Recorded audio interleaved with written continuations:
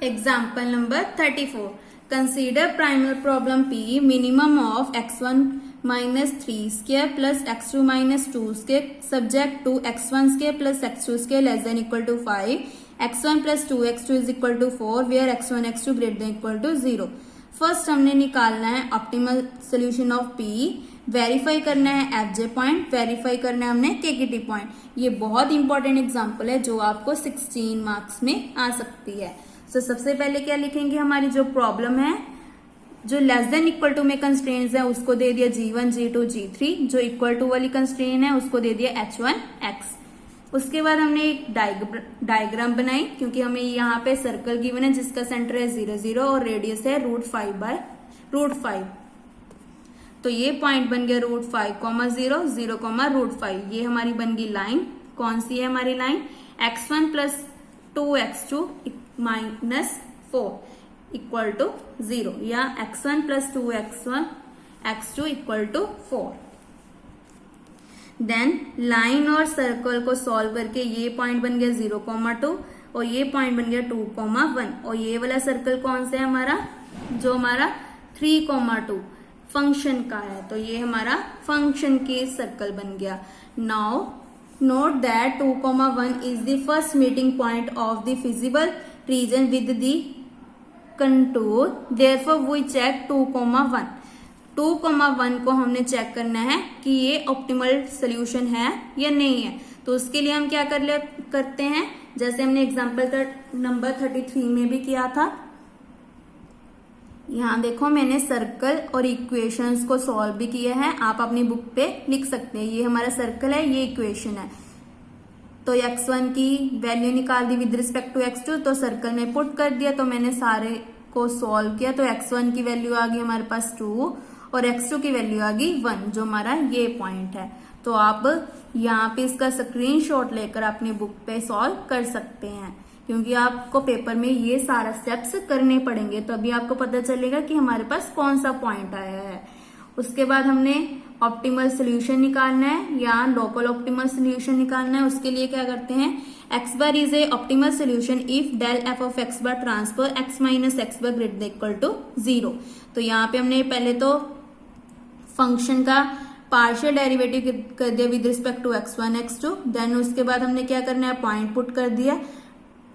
2 मतलब x1 की value हमारे पास 2 है और x2 की वैल्यू 1 है. देन यहाँ पे हमारा बन गया x1 minus 2 x2 minus 1 greater than equal to 0. इसको सॉल्व किया, इक्वेशन आ गई x1 plus x2 less than equal to 3. तो ये हमारा सेटिस्फाई कर गया पॉइंट को क्योंकि 2 + 1 = 3. तो ये सेटिस्फाई कर गया. और उसके बाद हमारे पास और पॉइंट भी आ रहे थे, ये वाला 0,2 भी पुट करेंगे तो 0 + 2 > 3, 2 > 3 ये भी सेटिस्फाई कर गया. ऐसे ये पॉइंट भी सेटिस्फाई कर गया. तो 2,1 हमारा लोकल ऑप्टिमल सोल्यूशन या ऑप्टिमल सोल्यूशन है. अब हमने क्या करना है, यूनिक ग्लोबल प्रूव करना है. उसके लिए हेसन मैट्रिक्स बना दिया. देन D1 क्या होता है, फर्स्ट एलिमेंट, ये ग्रेटर देन 0 है. D2 क्या होता है, डिटर्मिनेंट, 2 2 = 4 - 0 = 4. ये भी ग्रेटर देन 0. इसका मतलब h ऑफ x हमारा क्या है, पॉजिटिव डेफिनेट है. सो अगर हमारा फंक्शन पॉजिटिव डेफिनेट होता है तो फंक्शन हमारा क्या, सॉरी, अगर h ऑफ x हमारा पॉजिटिव डेफिनेट होता है तो f हमारा क्या होता है, स्ट्रिक्टली कन्वेक्स. उसके बाद हम क्या लिखते हैं, and hence f of x is convex function. तो इसका मतलब हमारा जो 2,1 पॉइंट है वो क्या बन गया, यूनिक ग्लोबल ऑप्टिमल सोल्यूशन. किसका, प्राइमल प्रॉब्लम P. अब हमने क्या करना है, सेकंड पार्ट में 2,1 को FJ पॉइंट प्रूव करना है.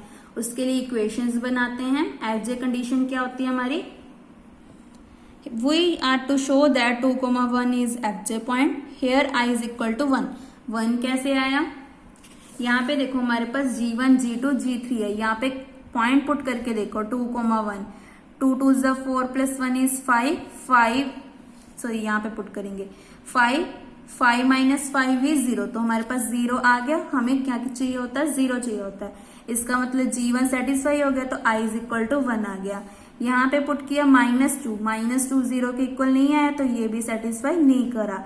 ऐसे यहाँ पे पुट किया -1 तो ये भी नहीं सेटिस्फाई किया। एच ऑफ एक्स तो हम पुट ही नहीं करते, तो हमारा i इज इक्वल टू 1 आ गया। ये देखो यहाँ पे इन्होंने सॉल्व करके भी दिखाया है। यहाँ पे अगर -5 ले आएंगे तो इक्वल टू 0 आ जाएगा। बस हमने चेक करना होता है कि किसकी वैल्यू 0 आ रही है।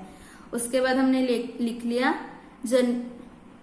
यहाँ पे इन्होंने पीएफ कंडीशंस नहीं लिखी, आप यहाँ पे लिख सकते हैं। पीएफ में क्या लिखते हैं, सिंपल कंस्ट्रेंट्स लिखते हैं, जिसमें क्या होता है Legendre multiples U2 U3 associated with -x1 less than equal to 0 -x2 less than equal to 0।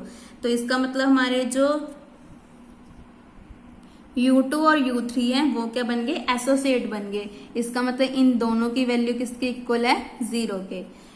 Next हमने किसकी वैल्यू निकालनी है, U0 और U1 की। तो हमने जो एफजे कंडीशंस हमारी ये होती है U0 del f of x plus U1 del G1x plus V1 हमारा अनरिस्ट्रिक्टेड होता है। अनरिस्ट्रिक्टेड के लिए क्या यूज की है, H1x। यहाँ पे हमने पार्शियल डेरिवेटिव किया, देन पुट कर दिया। उसके बाद हमने क्या करना है, इनको सॉल्व कर देना है।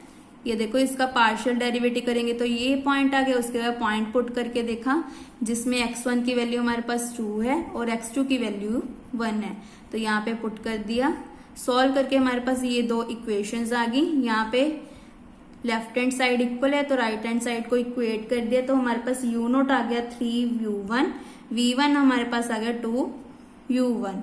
अब हम क्या करेंगे, U1 को एनी स्केलर ले लिया अल्फा, जो क्या है ग्रेटर देन 0।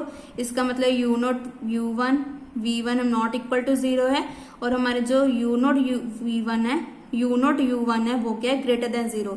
अगर ग्रेटर देन 0 आ जाते हैं तो हमारी एफजे कंडीशन सेटिस्फाई होगी। इसका मतलब 2,1 ही हमारा एफजे पॉइंट है। अगर एफजे पॉइंट है और U0 ग्रेटर देन 0 है तो वो हमारा क्या बन गया, केकेटी पॉइंट। तो ये बहुत ही इंपॉर्टेंट एग्जाम्पल है जो आपको 10 मार्क्स 16 मार्क्स में भी आ सकती है, तो या 8 मार्क्स में भी आ सकती है। तो ये बहुत इंपॉर्टेंट एग्जाम्पल है जिसको आपने अच्छे से कर लेना है। नेक्स्ट वीडियो में हम एग्जाम्पल नंबर 35 करेंगे जो बहुत इंपॉर्टेंट है। Thank you.